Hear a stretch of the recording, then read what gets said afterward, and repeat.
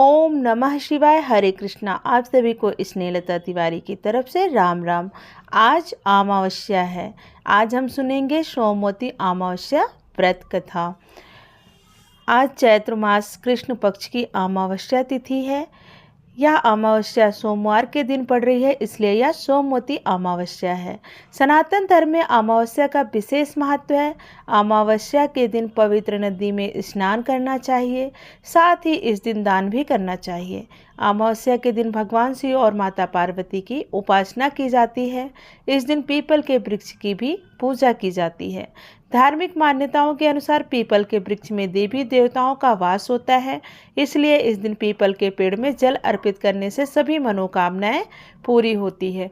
ऐसा कहा जाता है कि अमावस्या के दिन अमावस्या व्रत कथा सुनने से सभी मनोकामनाएं पूर्ण होती हैं और इसकी कथा सुनना अत्यंत फलदायी होता है। तो आइए सुनते हैं अमावस्या व्रत कथा। एक गरीब ब्राह्मण परिवार था। उसके परिवार में पति पत्नी के अलावा एक पुत्री भी थी। वह पुत्री धीरे धीरे बड़ी होने लगी। उस पुत्री में समय और बढ़ती उम्र के साथ सभी स्त्रियों चित्त गुणों का विकास हो रहा था। वह लड़की सुंदर, संस्कारवान एवं गुणवान थी, किंतु गरीब होने के कारण उसका विवाह नहीं हो पा रहा था। एक दिन उस ब्राह्मण के घर एक साधु महाराज पधारे। वो उस कन्या के सेवा भाव से काफी प्रसन्न हुए। कन्या को लंबी आयु का आशीर्वाद देते हुए साधु ने कहा, इस कन्या की हथेली में विवाह योग्य रेखा नहीं है। तब ब्राह्मण दंपत्ति ने साधु से उपाय पूछा कि कन्या ऐसा क्या करे कि उसके हाथ में विवाह योग बने। साधु ने कुछ देर विचार करने के बाद अपनी अंतर्दृष्टि से ध्यान करके बताया कि कुछ दूरी पर एक गांव में सोना नाम की धोबिन जात की एक महिला अपने बेटे और बहू के साथ रहती है, जो बहुत ही आचार विचार और संस्कार संपन्न तथा पतिपरायण है। यह कन्या उसकी सेवा करे और वह महिला इसकी शादी में अपने मांग का सिंदूर लगा दे। इसके बाद इस कन्या का विवाह हो तो इस कन्या का वैधव्य मिट सकता है। साधु ने यह भी बताया कि वह महिला कहीं आती जाती नहीं है। यह बात सुनकर ब्राह्मणी ने अपनी बेटी से सोना धोबन की सेवा की बात की। अगला दिन कन्या प्रातः काल ही उठकर सोना धोबन के घर जाकर साफ सफाई और अन्य सारे काम करके वापस आ जाती थी। एक दिन सोना धोबिन अपनी बहू से पूछती है कि तुम तो सुबह ही उठकर सारे काम कर लेती हो और पता भी नहीं चलता। बहू ने कहा, माँ जी, मैंने तो सोचा कि आप ही सुबह उठकर सारे काम खुद ही खत्म कर लेती हो। मैं तो देर से उठती हूँ। इस पर दोनों सास बहू निगरानी करने लगी कि कौन है जो सुबह ही घर का सारा काम करके चला जाता है। कई दिनों बाद धोबिन ने देखा कि एक कन्या अंधेरे घर में आती है और सारे काम करने के बाद चली जाती है। जब वह जाने लगी तो सोना धोबन उसके पैरों पर गिर पड़ी। पूछने लगे कि आप कौन हैं और इस तरह छुपकर मेरे घर की चाकरी क्यों करती हैं। तब कन्या ने साधु द्वारा कही गई सारी बातें सोना धोबन को बताई। सोना धोबन पति परायण थी, उसमें तेज था। वह तैयार हो गई। सोना धोबन के पति थोड़ा अस्वस्थ थे। उसने अपनी बहू से अपने लौट आने तक घर पर ही रहने को कहा। सोना धोबन ने जैसे ही अपनी मांग का सिंदूर उस कन्या की मांग में लगाया, उसका पति मर गया। उसे इस बात का पता चल गया।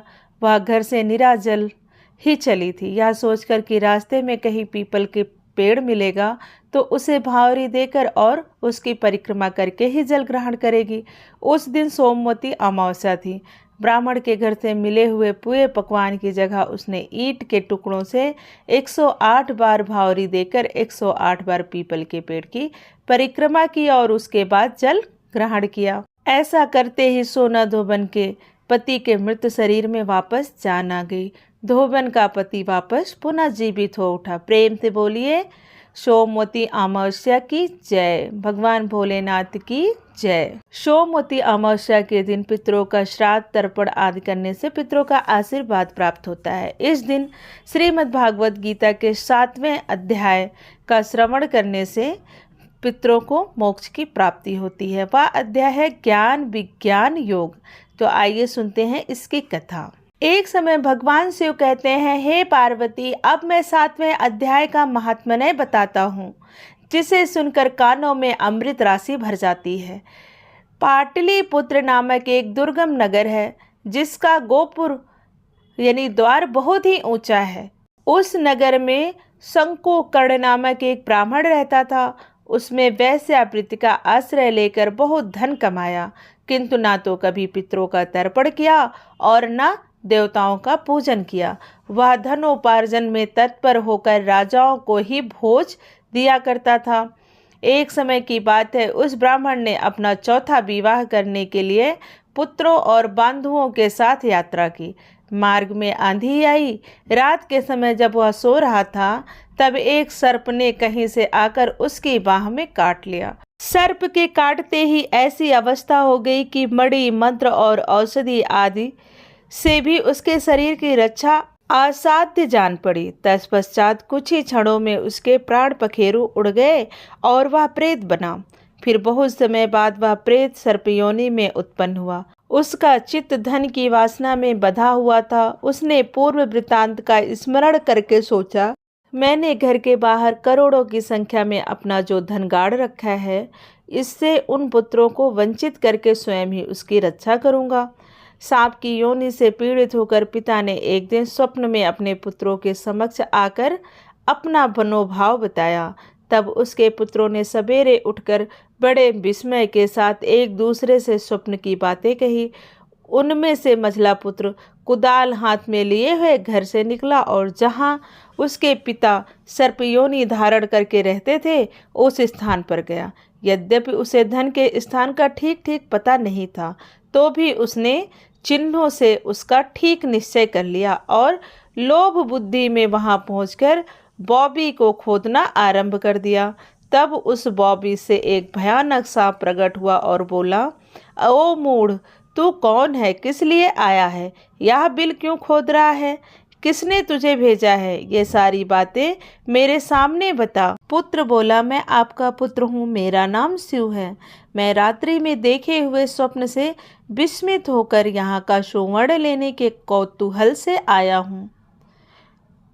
पुत्र की यह वाणी सुनकर वह सांप हंसता हुआ उच्च स्वर में इस प्रकार स्पष्ट वचन बोला, यदि तू मेरा पुत्र है तो मुझे शीघ्र ही बंधन से मुक्त कर। मैं अपने पूर्व जन्म में गाड़े हुए धन के लिए ही सर्पयोनि में उत्पन्न हुआ हूँ।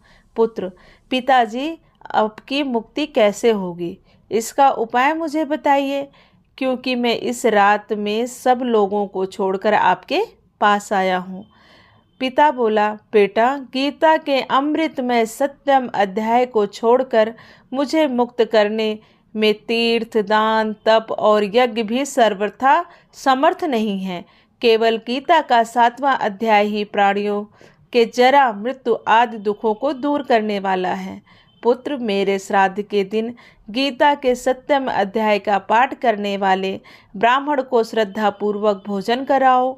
इससे निसंदेह ही मेरी मुक्ति हो जाएगी। हे वंश, अपनी शक्ति के अनुसार पूर्ण श्रद्धा और निर्व्यासी और वेद विद्या में प्रवीण अन्य ब्राह्मणों को भी भोजन कराना। सर्पयोनि में पड़े हुए पिता की ये वचन सुनकर सभी पुत्रों ने उसकी आज्ञा अनुसार तथा उससे भी अधिक किया। तब शंकुकर्ण ने अपने सर्प शरीर को त्याग कर दिव्य देह धारण किया और सारा धन पुत्रों के अधीन कर दिया। पिता ने करोड़ों की संख्या में जो धन जमा कर रखा था उसे अपने पुत्रों में बांट दिया। उससे वे पुत्र बहुत प्रसन्न हुए। उसकी बुद्धि धर्म में लगी हुई थी। इससे उन्होंने बावली, कुआं, पोखरा, यज्ञ तथा देव मंदिर के लिए उस धन का उपयोग किया और अन्नशाला भी बनवाई। तत्पश्चात 7वें अध्याय का सदा जप करते हुए उन्होंने मोक्ष प्राप्त किया। हे पार्वती, यह तुम्हें 7वें अध्याय का महात्म्य बताया, जिसके श्रवण मात्र से मानो सब पातकों से मुक्त हो जाता है। प्रेम से बोलिए ओम नमः शिवाय, श्री पार्वती पतये नमः। ऐसी धार्मिक कथा सुनने के लिए वीडियो को लाइक करें, शेयर करें और चैनल को सब्सक्राइब करें। धन्यवाद। राधे राधे। जय माता दी।